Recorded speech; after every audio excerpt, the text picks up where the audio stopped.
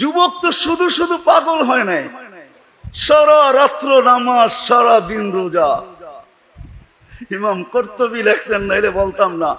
সারা রাত্র নামাজ, সারা দিন রোজা। প্রতিবেশী সবাই বলতেছে তার কিন্তু ছিড়বে যা অবস্থা দেখতেছি। সারা রাত্র ঘুমায় না, সারাদিন রোজা থাকে, তার মনে হয় ছিড়বে। একদিন সকালে বাহির হয়েছে চিৎকার দিতে দিতে, আইনা আইনা, আইনা কোথায়? সবাই ছুটে আসছে, বলছি না তার ছিড়বে, ছিঁড়া গেছে তার। ওই যে দেখো চিৎকার দিতেছে, আইনা আইনা। জিজ্ঞাসা করছে তুই কি বলস?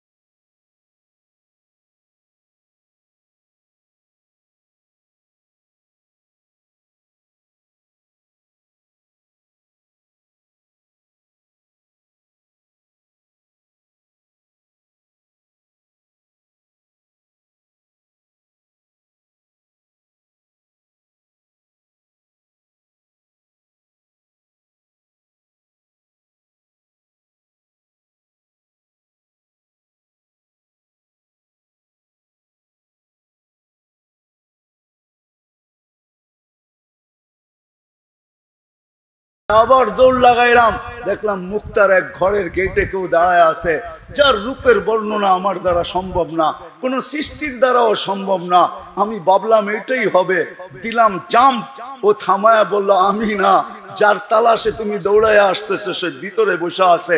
তাকায় দেখলাম মুক্তার এক দোলনায় বসে ধুলতেছে, আর আমাকে দেখা মুস্কি মুস্কি হাসতেছে। ইচ্ছা করলাম জাম্প দিয়া তাকে ধরবো, কিন্তু ইশারায় বলল ইফতার আমার কাছে হবে, তোমার ইফতারের জন্যই ব্যবস্থাপনা চলতেছে বলে। তারপরে একটা চিৎকার দিল, রু বাহির হয়ে চলে গেল। সত্য তো এটাই, জান্নাত তো চাই, ওই জান্নাত যেখানে সব রাখা আছে। কি পায়া হারায় গেলাম, ডেলি তো 5 বার ডাকে চাবি দিতে, আল্লাহর মতো সত্তা ডাকে 5 বার চাবি দিতে, ওই জান্নাতের চাবি দিতে। আল্লাহ তো এই উম্মতকে জান্নাত দিতে চায়। যদি দিতে না চাইতো তাহলে মুসলমানের ঘরে কেন পাঠাইলেন? সদিচ্ছায় আসছি না আল্লাহর ইচ্ছায়? আল্লাহর ইচ্ছায় মুসলমানের ঘরে। শুধু মুসলমানের ঘরে না, এত বড় নবী আল্লাহ কেন দিবেন? মুহাম্মাদুর রাসূলুল্লাহকে কেন দিবেন? ওনার উম্মত কেন বানাবেন? যেই নবীর উম্মতের হাতের ছোঁয়া পাওয়ার জন্য নবী অপেক্ষা করে 2500 বছর। দানিয়াল আলাইহিস সালাম অপেক্ষা করতেছিল এই উম্মতের হাতের ছোঁয়া পাওয়ার জন্য।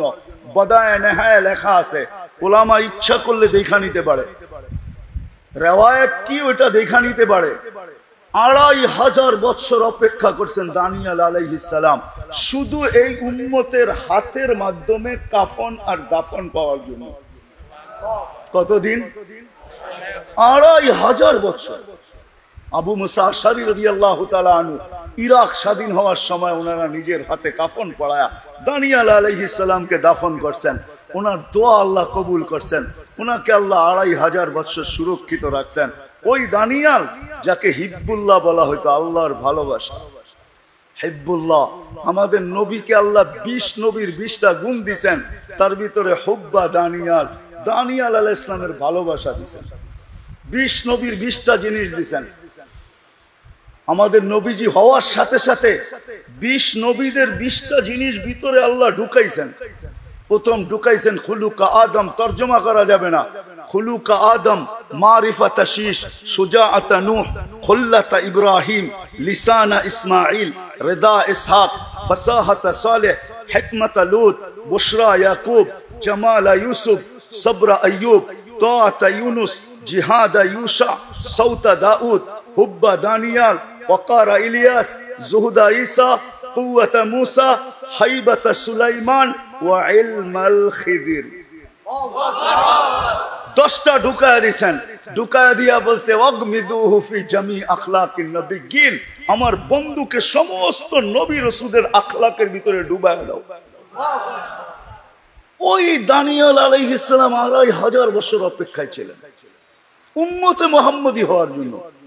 আল্লাহ সদ ইচ্ছা ওই নবীর উম্মত বানাইছে। হায় কি যে পাইলাম তাই জানলাম না, কার উম্মত হইতে পারলাম এটা জানলাম না।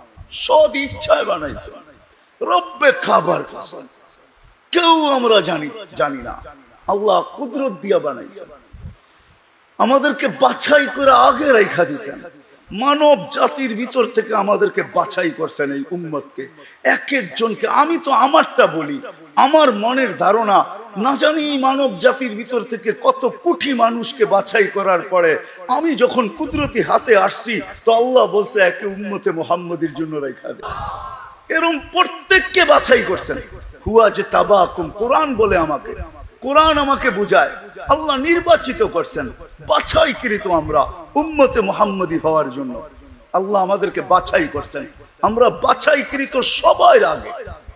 তারপরে যা রয়ে গেছে, আমি বলি তাখাইয়ুল, আমার ধারণা, আমার যেরকম বাছাইকৃত জিনিস আলাদা করার পরে যেটা থাকে ওইটাকে বাস বলে বলতে থাকে আর এক একজনের কাছে দিতে থাকে, ঠিক না? লয়ে যাও, তুমি লয়ে যাও, তুমি লয়ে যাও, তুমি লয়ে যাও। আমাদেরকে বাছাই করার পরে মানব জাতি যা ছিল, আল্লাহ মনে হয় বলে বসছে আর এক এক নবীর হাতে দড়ায় দিছে, লাও তুমি এতটুক লাও, তুমি এতটুক লাও, তুমি এতটুক লাও। আমার মনে ও মেরে দোস্ত, এই উম্মতকে আল্লাহ জান্নাত দিতে চায়, আল্লাহ চায়, অন্য উম্মতকে দিতে চায় না, নবীকে দিতে চায় না। দিলেও কি দিছে? একটা উদাহরণ দেই, জান্নাতের 3 ভাগের 2 ভাগ হব আমরা ইনশাআল্লাহ। একজনের ভাগে কয় ভাগ? একজনের ভাগে কয় ভাগ? 3 ভাগের 2 ভাগ। কয়জনের ভাগে? একজনের ভাগে। আর 1 ভাগ হইল 1.25 লক্ষ নবীর ভাগে। তাইলে 1.25 লক্ষ পাইলো, তো পাইলো কি?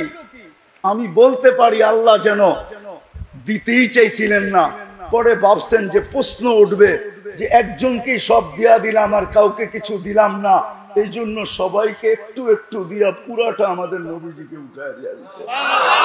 ওই নবীর উম্মত আমরা।